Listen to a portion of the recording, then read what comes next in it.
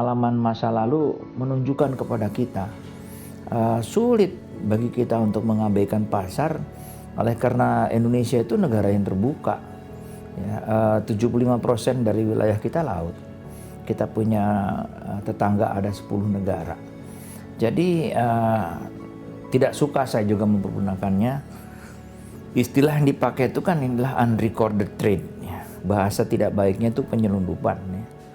Baik di segi ekspor ataupun impor, apapun sistem politiknya dibuat waktu itu market jalan terus. Dan barangkali itu juga berkah buat kita ya, karena setiap kali krisis di Indonesia itu tidak pernah kekurangan barang kita.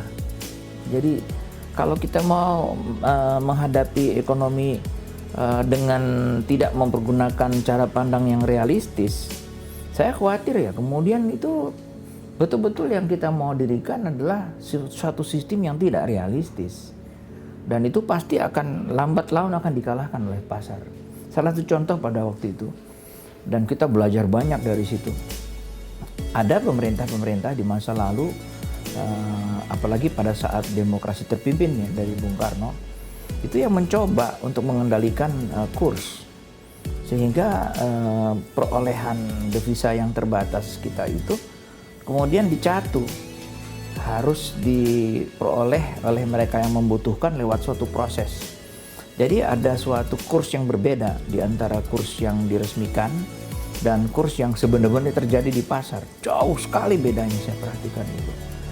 Jadi ini yang saya perhatikan, yang diletakkan sebetulnya fondasinya oleh para pendahulu, senior-senior saya itu adalah suatu pemahaman bahwa meyakinkan pemerintah hati-hati terhadap pasar itu tidak mudah.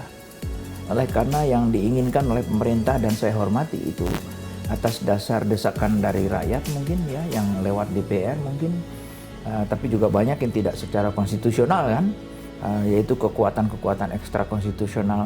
Itu sering berbeda dengan yang kita bayangkan. Yang hebat lagi, mau kita lupakan bahwa di Selat Malaka itu 3.000 kapal lewat setiap hari. Jadi susah lah ya. Jadi itu yang saya kira kalau boleh saya sampaikan, pelajaran yang saya dapat dari para pendahulu, hati-hati mengenai perimbangan ya, di antara kekuasaan pasar dengan kekuasaan pemerintah. Pasti akan terjadi pertandingan tarik-menarik di antara mereka, bahkan benturan. Dan kita yang sebagai ada di tengah ini, ya memang itu ya, kalau tidak realistis ikut-ikut mimpi juga, ya nggak akan bisa mengendalikan situasi. Jadi bagi saya, mapan atau tidak sistem yang tadi ya telah diperlihatkan pergulatan yang tak henti-hentinya di antara peranan pasar dan peranan pemerintah ke depan, apakah itu nanti akan lebih muncul lagi pemerintah atau lebih muncul lagi pasar, sangat berbeda proyeksinya. Yang percaya globalisasi mengatakan bahwa akan lebih besar peranan pasar ketimbang negara.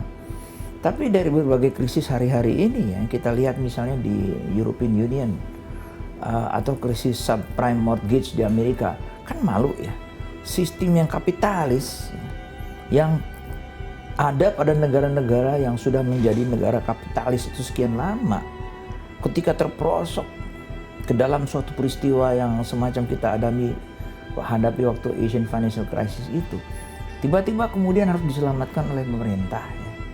Dan bukan hanya itu, mempergunakan hak yang diperoleh dari pembayar pajak, dari wajib pajak. Jadi ternyata di Amerika Serikat, di Eropa, pemerintah itu terpaksa terjun dengan bailout, dengan dana penyelamatan yang ampun dah kalau dibanding dengan apa yang saya alami sendiri di Indonesia ya.